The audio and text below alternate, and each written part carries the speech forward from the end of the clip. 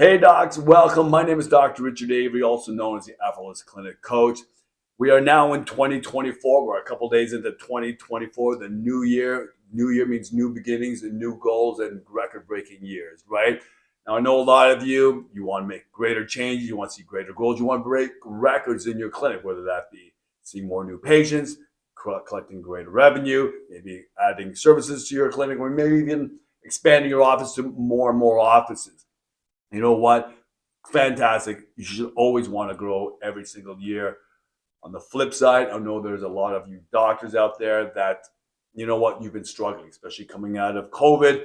Your clinic's been struggling. You're just barely making it through. And sometimes, a lot of times actually, sometimes doctors feel that they're in this web of struggle and they just can't seem to get out of that web. They're just always struggling.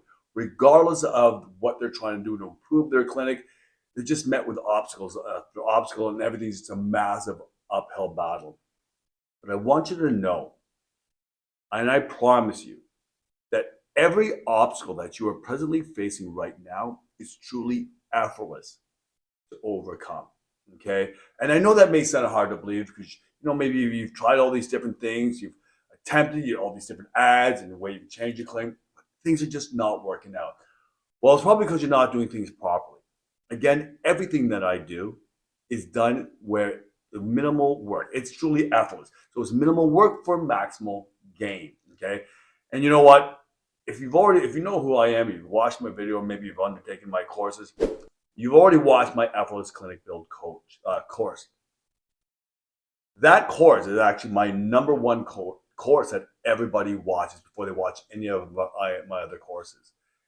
In that course, I show you how easy, how effortless it is to grow a wildly successful practice literally overnight. And I won't dive deep into the course right now because I want to get into the contents. But the reason why I'm going to talk a bit about my course is because I want to show you, I'm going to prove to you that the obstacles that you are presently facing and you think are a massive challenge, they're actually not. Okay, they're really, really easy challenges to overcome. And I promise you, you can grow your practice literally overnight at a rapid rate and have a successful practice till the day you retire. So let me just kind of tell you a bit about my course, just to show you how easy it is to overcome these issues. Number one, when I opened my course, opened my clinic, I hadn't been in practice for over 14 years. Prior to that, I was coaching. I was coaching doctors very, very successfully.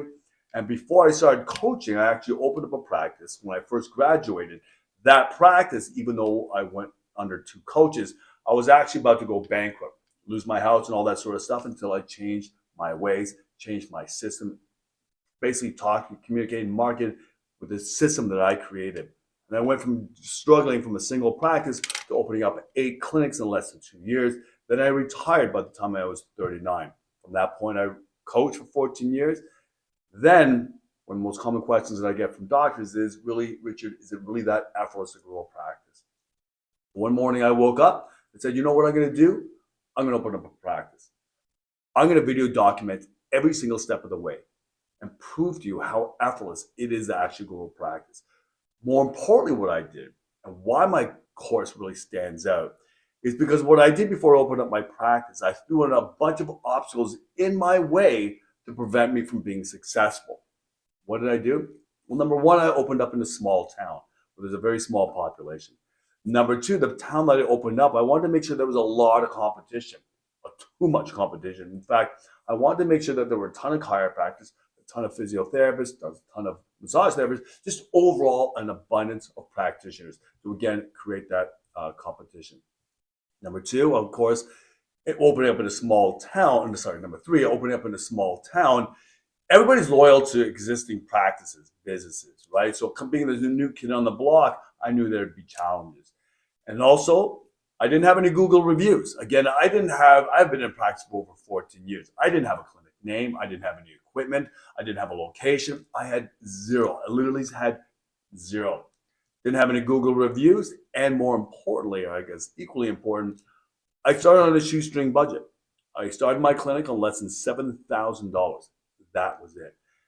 And despite all that, and also entering into COVID. Now, I didn't know I was going to enter into COVID, but I opened up my practice a few months before COVID happened. But regardless, Even before I opened up my practice for the very first time, my doors for the very first time, my schedule was fully booked with consults right before I opened up my door for the very first time.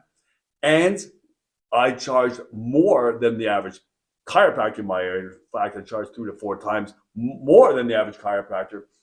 And I was immediately, literally overnight, seen as the go-to practice in my community. In fact, my average patient base came from a radius of about an hour and a half away. My furthest patient came from about 7 hours away, but I also had patients coming from 5 hours away, 3 hours away, 2 hours away, all over the case, bypassing all other practice to come specifically to my practice. And not only that, but during COVID, while other practices were struggling, closing their doors, folding and all that sort of stuff, decreasing their hours, I actually I expanded to bigger and bigger locations twice during that time. So why my clinic actually thrived.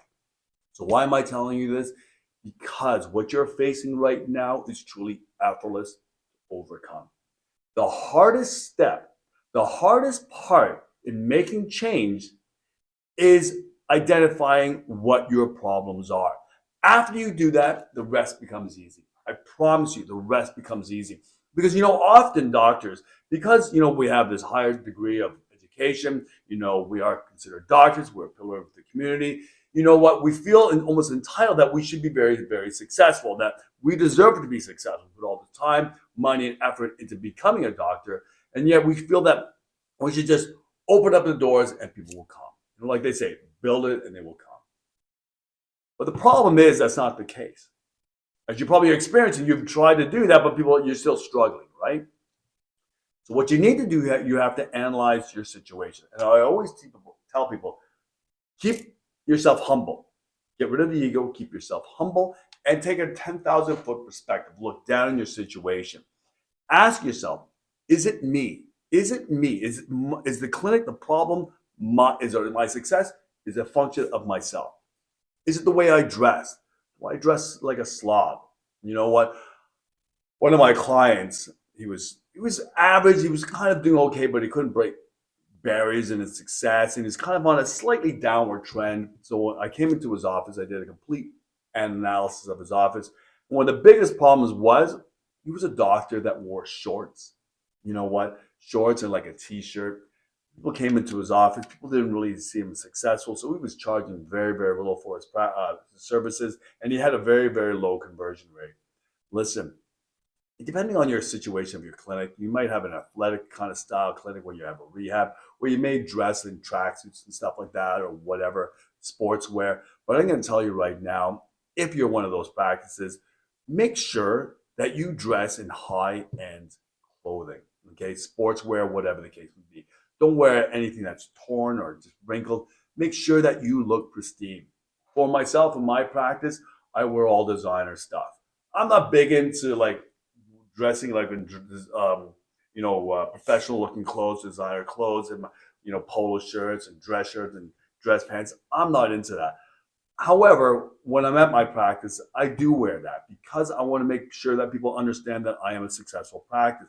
Because when people come in, they see you dressed professionally, looking sharp, they know that you're going to be a successful doctor. And the reason why you're a successful doctor is because you have great results. That's why you're generating the revenue. And when people come in and they see you looking sharp and you have that perceived value, again, that will start to help people be more confident in your services and will make the conversion from new patient to consult to new patient far, far easier. The other thing is, are you persuading or convincing your consults to undergo your care? This is by far the biggest problem with practitioners or doctors because, they've gone to all these different coaches and they taught them how to persuade or convince or actually sell their patients to undergo their care, their consults to undergo your care. Listen, that's the biggest mistake. That is one of the biggest hindrances to your success. Why is that? Because as we all know, no one likes to be sold to, but everybody likes to buy. So if we know that no one likes to be sold to, why are you being taught to convince or persuade or sell to your consults? It doesn't make sense, right? And that's what causes a lot of hindrances. That's what creates a lot of barriers to people undergoing your care. When people are in the buying mode, again, no one likes to be sold to, but everybody likes to buy. When people buy, what are they actually doing? They're actually convincing themselves that they need that service or they need that product, right? So you never want to convince your consults. Instead, you want to communicate in a manner where they sell themselves on your services. Because when you communicate in a manner where they sell themselves on your services, number one, you're never selling to them, right? You never risk sounding like a salesperson, right? And if they're convincing themselves to undergo your care, guess what? Number one, it's an easy conversion. And number two, if they think that you're the best practitioner for their concern, their health problem, that you're the one that's going to give them the highest probability of treatment success, get them to where they want to be so they can enjoy life again, guess what? They're going to pay your higher fees. So you don't have to worry about your fees being an issue because you've now created so much perceived value because, again, they're selling themselves on your services that they'll pay the fees that you want. So now there's going to be a fair exchange of value, right? Where you're providing a great service and you're being financially compensated for that. You know, all too often, doctors are providing these amazing services, getting these amazing results, but they're not being fairly compensated. And now they have this resentment, right? They have this resentment to their patients, to their practice, just being a chiropractor, because again, they're not being fairly compensated. What else is there a barrier to your success? Well, number two, is it your clinic? How does your clinic look? You know what? People think that you need this wide, massive, elaborate clinic, right? I'm going to tell you, in my Effortless Clinic Build course, I opened up my clinic in a single room. I just had a single room. That single room, I did my consults, I did my exam, and I did my treatment, all in that one room, okay? And I was wildly successful, okay? So it doesn't matter the size of your clinic, but what does matter is the look of your clinic. Is it dirty? Is it cluttered? Do you have dust balls all over the place? Is the patient flow awkward and just causing just barriers, right? Those are the issues. Now, listen, I should make reference to this. You may have started your clinic. Now, if you're looking at this clinic, one day I'll do a complete tour of this clinic here. But I designed the layout. When I first opened this practice, this particular location, it was just a big open box, right? So what I did the calculations and did all the rooms and stuff like that, their sizes and stuff like that. But I had someone come in and decorate it. Okay, now it looks really sharp and all that sort of stuff. Now, if you built your clinic and if you designed your clinic, you've had it for a long period of time, you know, you get desensitized to the way it looks. You know, you see it every day, it's just like whatever, but things slowly, progressively get worse over time without you really realizing it. So what I always tell people is this. They'll basically become kind of blind to the situation, right? So what I always tell doctors is bring in a fresh pair of eyes to your practice. Someone that's never been to your office and have someone analyze your office. Give you their perception, their initial first impression when they walk into your office. But you don't want to go to a family member that really loves you and just wants to coddle you and protect you and worry about your feelings. You want to talk to either a friend or a family member that has no filter and will just tell you like it is. Because there's those people that have no filter that will tell you like it is. They'll tell you the truth. The good, the bad, and the ugly, they'll tell you the truth. And that's what you want to hear. You want to hear the harsh realities of the situation. What's creating hindrances to your practice? Because again, I talked about this in a video some time ago. There was a study with rhesus monkeys, right? They had a big room with rhesus monkeys that, you know, they had all these monkeys bouncing around and engaging with one another. And then they had a small little room with 4 other rhesus monkeys that were totally isolated from that bigger group. These monkeys lived together, they played together, were familiar with one another. Then what they did, they took those 4 rhesus monkeys, or 3 or 4 rhesus monkeys, I can't quite recall, and they put them into that larger room where they haven't seen these other monkeys before. There's a whole new environment. So what these rhesus monkeys do, these 4 rhesus monkeys clung together, held on to each other in this middle of the room. And they were looking around. They were hypersensitive to everything that was going on around them. What were they doing? They were assessing for danger, risk. Because we all default back to the reptilian brain, which assesses danger, right? Because it's self-preservation. So when people come into your office for the very first time, they're doing the same thing. They're looking around. Their senses are wide open. They're receiving all this information, all this input to determine the risk, the dangers of your office. In other words, if your office is one that's comfortable for them, and also if your office is one that they think you will get them the results that they're hoping for. So they're looking around. They're looking around at hearing your staff talk. They're looking around how dirty and how clean your office is looking, how busy and just cluttered it is. And if there are red flags that pop up, guess what? If there are red flags that pop up, these people are going to walk. If they don't walk right away, they'll have their consultation. They may not show up for their ROF. Or if they do show up for their ROF, the perceived value of your services have decreased. And then what do they typically say? Oh, doc, let me think about it. Let me go home and talk to my husband or my wife, and I'll get back to you. But they never come back, right? So look at your office. Is it clean? Is it cluttered? Is it spacious? Are people able to walk around easily without all these hindrances and barriers and all that stuff? Is the patient flow nice and easy? In my office, I have a Roomba. And every Friday, I just zip it around. After I leave, it just automatically kicks in and vacuums my entire office. My staff, every single lunchtime, goes around my office and dusts everything. My clinic is absolutely pristine, okay? You want to make it that way as well, because if you're going to be charging higher fees, you want it to be pristine. And when I talk about higher fees, I'm not talking about gouging people. What I'm talking about is charging fees that you feel are justified for your care. So again, there's that fair exchange of value, all right? Let's talk about your receptionist. You know what? I've had doctors that have come to me for coaching, and we've done an analysis of their clinic, and their receptionists were brutal. And they were saying, you know what? I want to fire this person, but they don't. I'm going to tell you right now, as a rule of thumb, the moment you think you need to fire that person, you have to fire that person. You don't want to wait. But often doctors feel awkward about firing people because, it's not a very pleasant thing to do, right? But it's all in the perspective.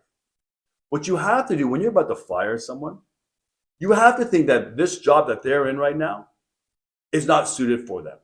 That there's a better job that's suited for them. That they're going to be more happy with. Maybe it'll pay with them more, or whatever the case may be. You have to stop thinking that by firing them, you're harming their livelihood. What you need to think is by firing them, you're going to improve their lifestyle. You're going to improve their livelihood because they're going to find a better job that they're going to love more. That's going to make them happier. So you got to change your perspective. I had 2 clients. One client was a doctor that I went to school with in New York. The other one was just a doctor that was under my services out of Florida.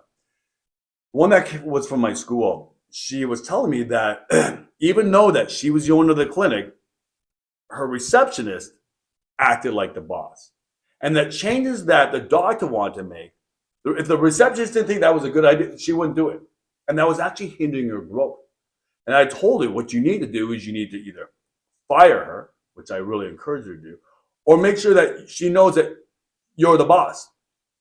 Ultimately, what she did, she ended up firing that person. And the other staff member realized that she wasn't going to put up with any of this nonsense anymore, and then followed what the doctor recommended. Any kind of changes or any kind of policy things, they followed it to the T. After that, the clinic became very, very successful. Another doctor that I was dealing with, and I don't understand this, I was teaching the receptionist how to talk and so on and so forth, how to get patients in. For whatever reason, she was constantly sabotaging this doctor's success. And I said, listen, you got to fire this girl. Now, ultimately, just to let you know, he didn't want to fire this girl. I don't know why. I don't understand it. Never wanted to fire her. He never did fire her. And the clinic continues to struggle, even though he's an amazing practitioner. And he was able to close. He was an excellent communicator. After I taught him, he was a phenomenal communicator. I think his closing rate was like over 90% conversion rate. But the problem was that he wasn't able to get as many new patients into his office as he should because that front end staff was his barrier to his success. So have your staff, first of all, your staff, ones who are able to properly communicate. Again, what your staff should actually be, they should be the ones that stage you. What do I mean by stage you? They're the ones that should basically put you on a pedestal in front of your patient so that when that patient comes to see you, they're already excited to start your care. They already have this preconceived idea that you're an amazing practitioner. And then that's just another step to make your conversion very, very simple. And there are ways to do that properly. So again, their conversion is really, really effortless. Okay, and that's why I teach my effortless close course. And I'll get into detail more on another video. Okay, so what's next? Your marketing. Bring in new patients. People often think that they have to bring a flood of new patients into their office. They have to bring or spend a ton of money in marketing. That's not the case. Let me explain. I'm going to tell you right now.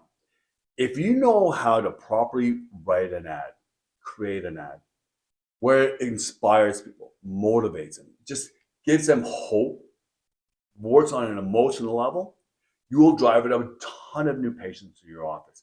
The other thing is, not only will you drive a ton of new patients to your office, and I'll talk about it because I just said earlier, you don't need a ton of new patients. Nonetheless, it'll drive a ton of new patients to your office. Not only that, but if you do Facebook marketing, for instance, you will find that if you get a lot of engagement because you've written your ads properly, the way I teach my doctors in my courses, you will get a lot of engagement. You'll get it just like you see in my image right here, my screenshot here. You'll see a lot of shares. You'll have a lot of likes and hearts. You'll have a lot of comments. Okay, it's the comments that actually work really, really well in driving a ton of patients to your office. So you have to be able to write your ads right, correctly, the proper way to drive an abundance of new patients to your office. And here's the thing. So going back. So when you have a proper engagement, what it actually does in Facebook actually rewards you by lowering the cost of your ads. So what happens is when you have a lot of engagement, Facebook will not only lower the cost of your ads, but they'll give you more exposure. So you get a ton more exposure for your clinic and drive even more patients to your office. That's the benefit of knowing how to write or properly write the ads and creating ads for your clinic. But again, you don't have to bring a ton of new patients to your office. In fact, what I often have to do is I actually have to decrease my marketing spend. So I only spend, right now because of New Year's and stuff like that, I had to crank it up a bit because the competition with Christmas and stuff like that. But my max I typically spend is about $30 a day. $30, like top end $40 in ads. And I have an abundance of new patients coming into my office. But here's the thing. My conversion is very, very high. I have about a 90% conversion ratio. That means that every 10 patients that come in, 9 sign up for care. So right off the bat, I have a flood of new patients always starting my care, and that's why I actually have to decrease my marketing spend. So again, if you know how to properly convert your consults, how to communicate, so again, where they sell themselves and your services, it is effortless. You will crank in a ton of new patients to your office. At the same time, you start to decrease your ad spend. Now, I know going back to the bad economic times and stuff like that we're all engaged in right now, one of the biggest mistakes is actually decreasing your marketing spend. People think, oh man, I gotta conserve my money. I can't spend as much money on my marketing. I gotta pay my rent. That is the biggest mistake that you can possibly make. It is the biggest mistake because when you stop your marketing, it's a death spin. Your clinic will crash because you're not building awareness. You're not driving patients to your office. In fact, what you need to do, if you don't increase your marketing, if you're doing very little marketing right now, you either have to increase your marketing or change your marketing properly so that, again, it properly resonates with patients or people out in your community to drive them into your office, okay? Also, sometimes what you may need to do is you need to diversify your marketing. Like a lot of people do Facebook marketing, which is a great source of new patients. But you may want to do something else because sometimes with the algorithm, it may actually decrease the number of patients or reach of your ad, so you might decrease the number of patients coming to your office. So you may want to do something else. What I do in addition, now I spend very, very little on this. I think it's like $200 a month on this magazine that goes out specifically to seniors in my area. And that goes out twice a month, I believe it is. And I get a ton of new patients from that. So Facebook, for whatever kind of falls here and there, I know I have a constant stream of new patients from this magazine. And now, although that's fixed cost, that allows me to decrease my Facebook marketing spend, all right? And understand that during the Great Depression, People often think that during the Great Depression, when the economic times were really, really bad, every single business crumbled. And that's actually not the case. In fact, there were businesses that thrived. Not only did they thrive, but they expanded.